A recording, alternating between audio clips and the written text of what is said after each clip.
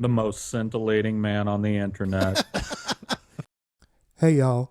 Where we left off last time was Pete was taken by surprise by this Freudian nightmare calling himself the Cyclone, while trying to help Robbie Robertson rescue J. Jonah Jameson after the latter fled to France when one of his patented sleazeball schemes went south. Amazing Spider-Man 144.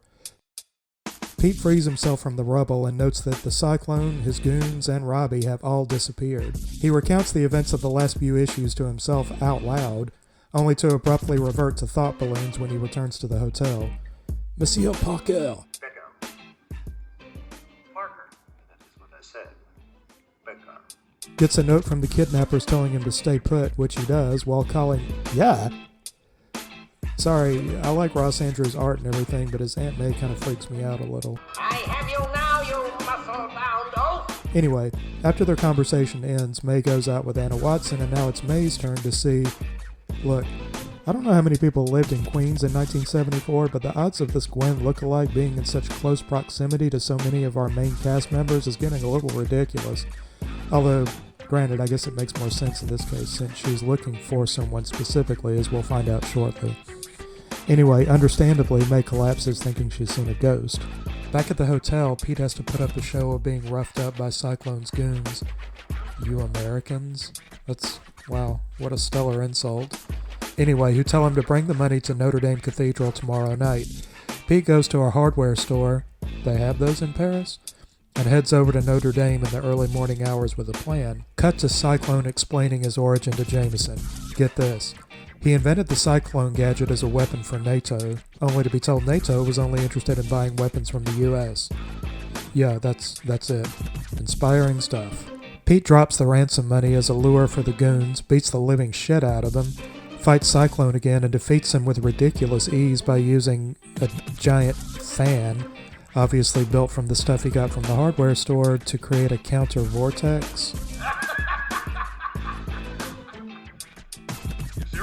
So Pete uses a recording of his voice to protect his identity. While Jameson and Robbie are rescued, everyone heads back to Ecoland, where Peter, on his very doorstep, is at last directly confronted by...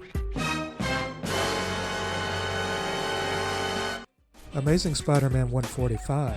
Peter quite naturally assumes he's going nuts, gives the Gwen double an uncharacteristically brutal brush-off, holy shit, and rushes to the hospital to check on May. At the same time, Matt Gargan, aka the Scorpion, is released from prison, and despite apparently having been a model prisoner, immediately, and I mean immediately, retrieves his costume and returns to his criminal career, specifically robbing a bank. Pete, coincidentally, hears about the robbery on the radio at the hospital, and since he's been reassured May's condition is stabilized, he takes off in the hope of venting some of his anger. Well, it doesn't take long for the battle to commence. Pete's not exactly in the best fighting condition, of course, so he's getting his ass handed to him at first, until he takes the fight to a cement processing plant where he starts to get the upper hand. Wise mouth? Until Scorpion takes the advantage right back by knocking Pete into the mixing vat. Scorpion turns it on but disappears rather than making sure Pete's finished off, which won't be the last time something like that happens in this story. I guess Mac knows the story has to happen. Pete makes his way back to the hospital where he's confronted by the Gwen duplicate once again, this time in the company of a gaggle of Pete's friends, and Ned Leeds drops the bomb that the duplicate's fingerprints match the originals. Not only that, but I guess they must have wanted to rule out the possibility that the duplicate is Gwen's reanimated corpse because they've checked on the original Gwen's body, and sure enough, it's undisturbed. See you next time for a rematch with the Scorpion, followed by another arachnid versus arachnid battle, the Gwen duplicate's true nature revealed, Pete engages in some low-energy stereotyping, and the mastermind behind the story is abruptly revealed.